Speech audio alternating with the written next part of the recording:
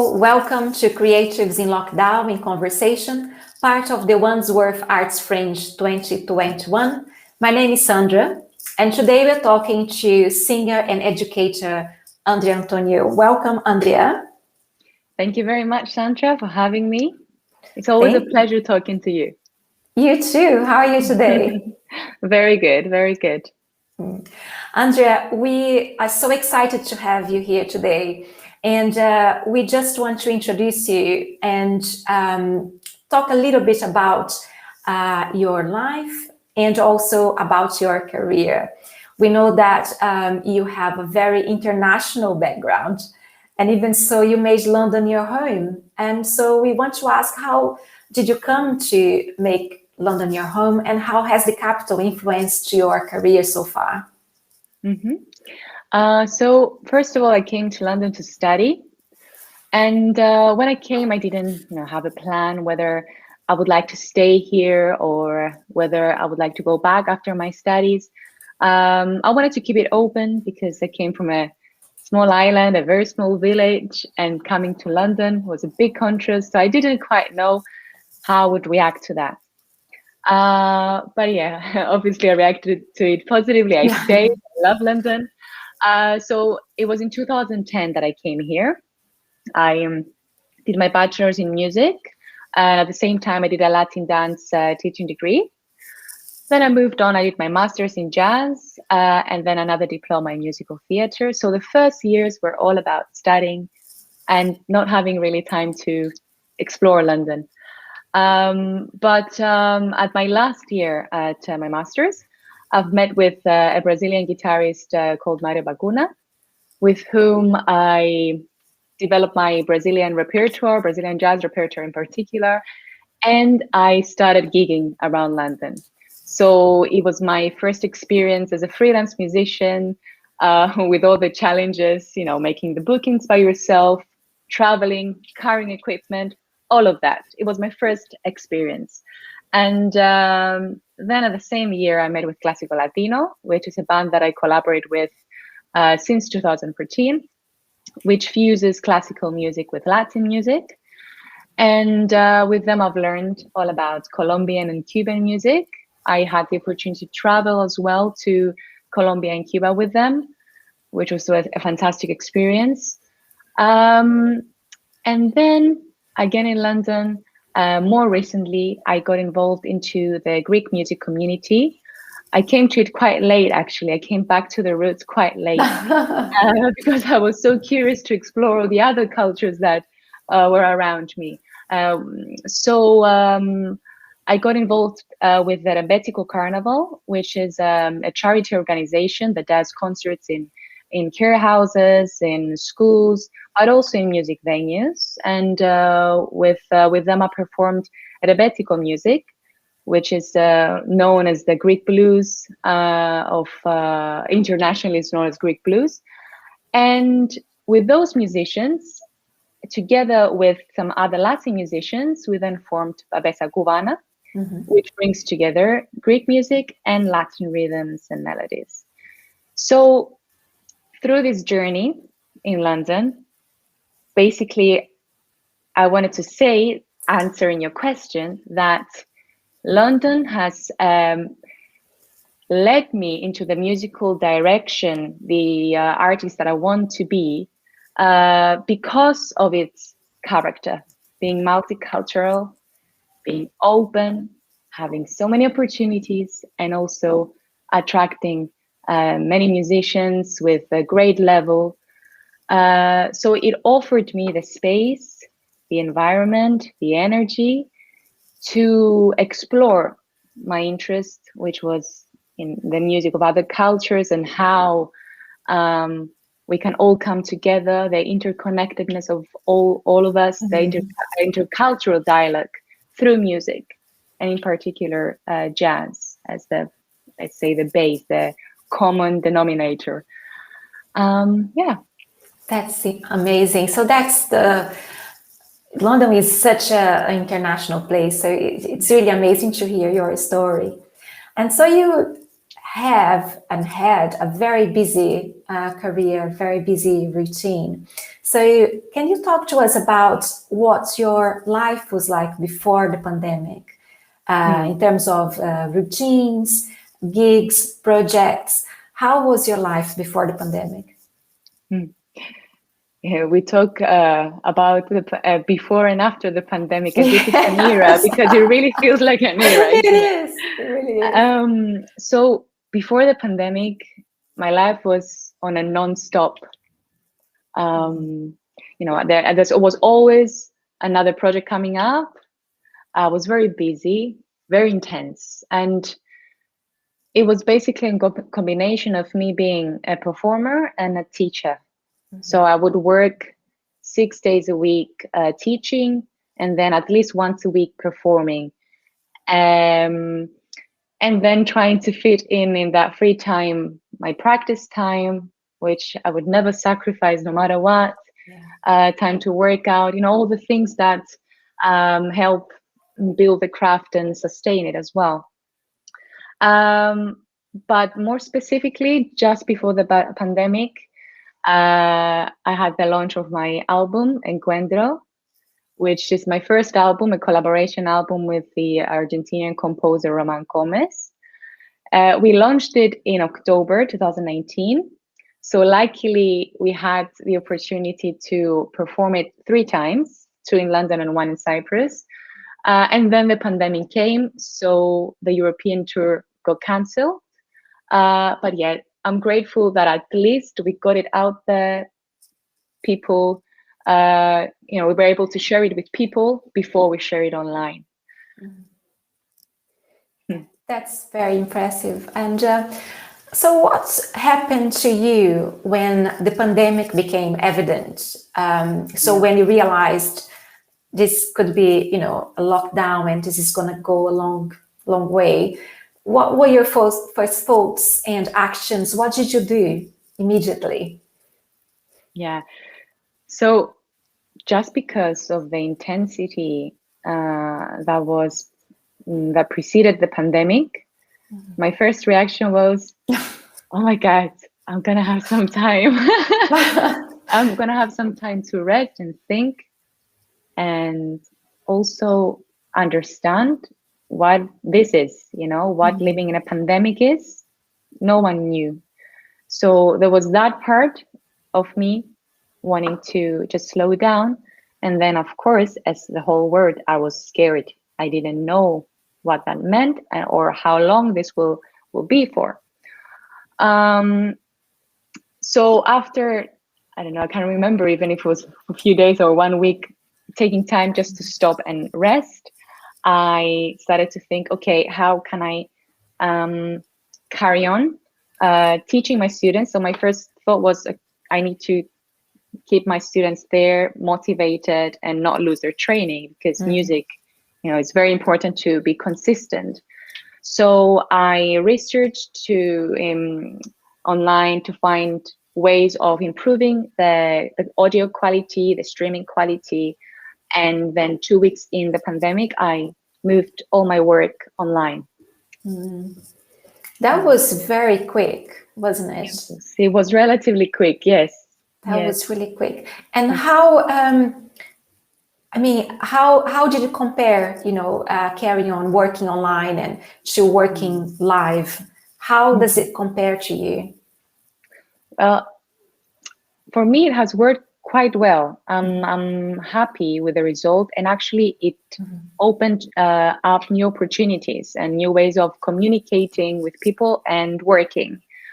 So because of the pandemic and the need to find other ways to share music, create, and connect with people, I thought of creating an online platform which would give me the opportunity to carry on my private teaching online, but not only with my London students, open it up for worldwide, and most importantly, offer workshops, again, worldwide to, in this case, we started with more intermediate to professional level participants.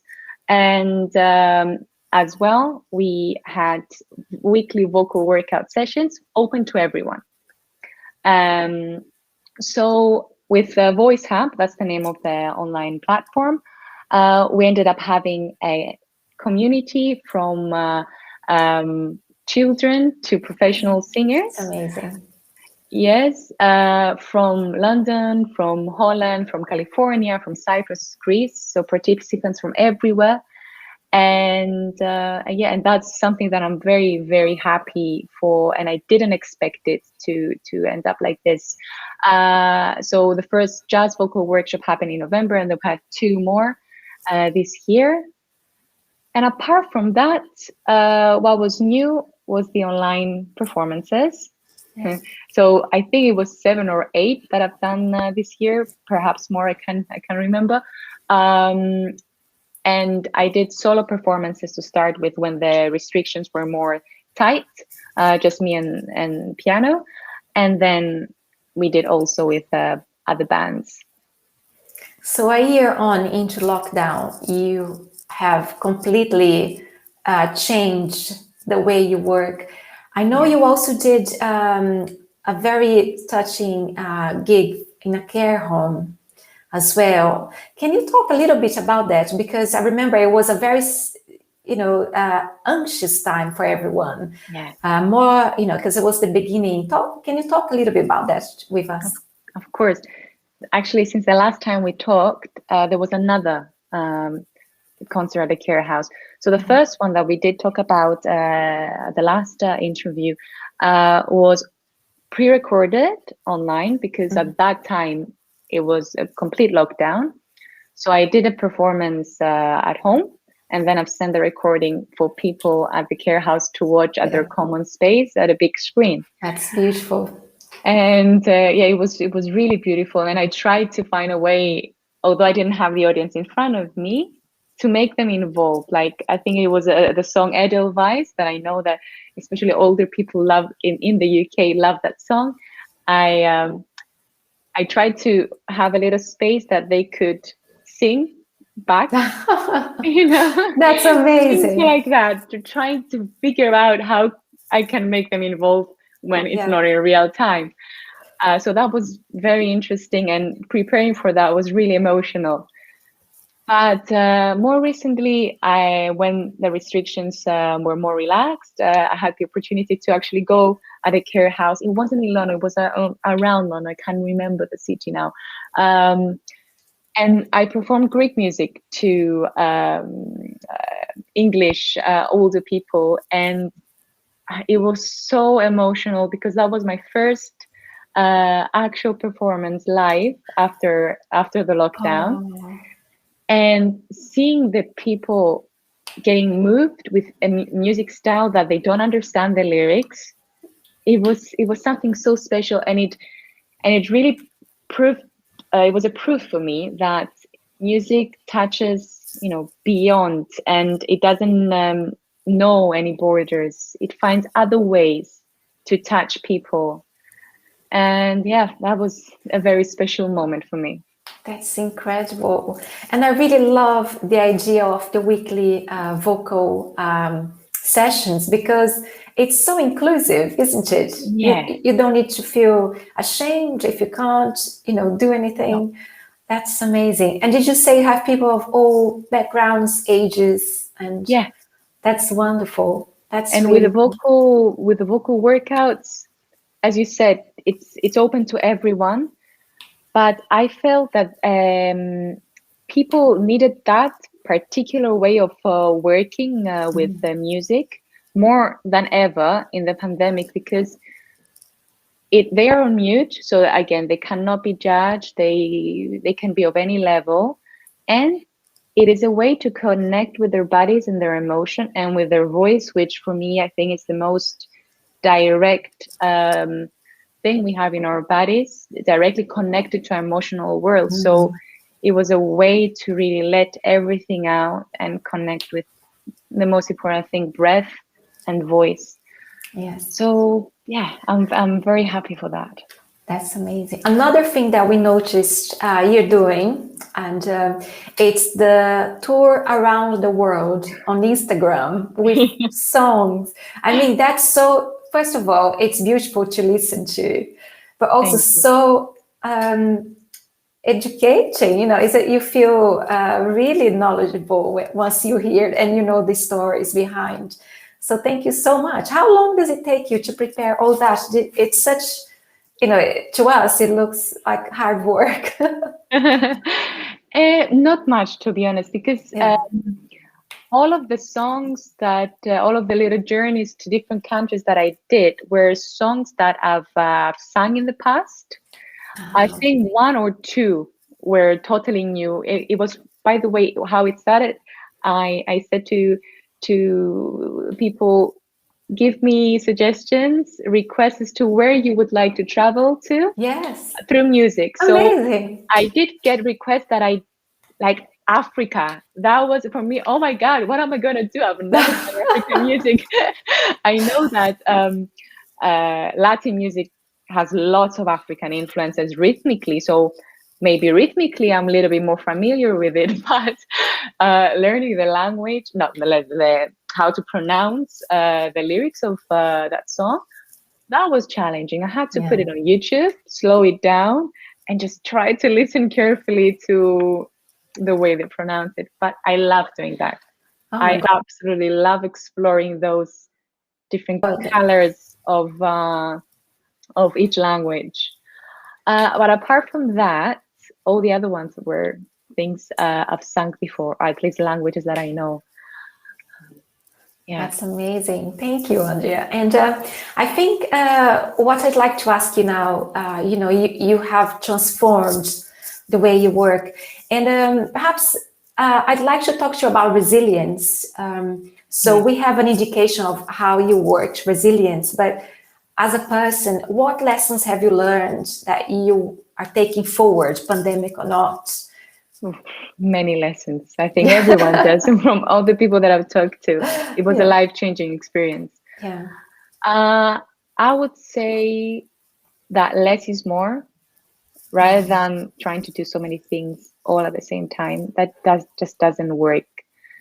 That having time is just key. Time to reflect, slow down, do supposedly nothing when actually you do a lot, meaning that you connect with your emotional world, with nature, with other people, and reflecting or digesting the experiences that you had.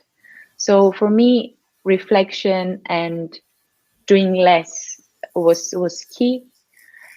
And what motivated me and gave me, you know, resilience during this time, I would say, is that there is no way out, which is what Bruce Lee said.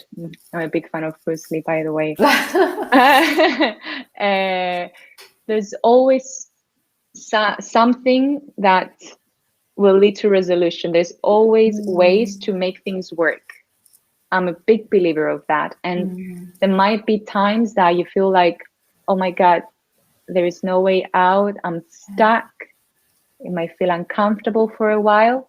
But, you know, if we, in retrospect, if you look at our life, everything happened for a reason. So there will be a way out. And so it's more about being adaptive to something that at first shocks us and just not get frustrated. Just trying to figure it out. I'm not saying that's easy, and I'm not saying that it's the same for everyone. Of course, there are situations in life that are very serious, but even like serious situations like death, losing someone, again, life moves on. Yes. We change, and we have to just adapt and carry on. That's amazing. I suppose, is that kind of absorbing, taking a step back and responding, not reacting, I think. Absolutely. That's so important. Andria, you're so inspirational. Thank you so much for talking to us. It feels Thank you very like much, Sandra. We could have so much more to talk about, but I want to thank you so much. It's always a pleasure. And for our audience, thank you. For our audience, we're going to leave Andria's Instagram account. If you want to know more about Andria, follow her on Instagram, listen to her beautiful voice. You can follow her on Instagram. And Andria, thank you so much once more. Thank you, Sandra, and well done for all your beautiful work with the file style. I mean, bringing so many different artists from different backgrounds together, and especially, you know, tracking their life during this difficult time. I find that it is a very beautiful initiative, and people need to know that how artists would adjust in difficult situations, and how everyone can adjust in difficult situations, and how music, how art can be a tool to overcome difficulties. So really well done as well for the beautiful work. Thank you so much. And for everyone at home watching, I'm sure you have enjoyed it, because Andria is fantastic. And we hope to see you in the next session. Thank you so much. Bye-bye, everyone. Bye-bye.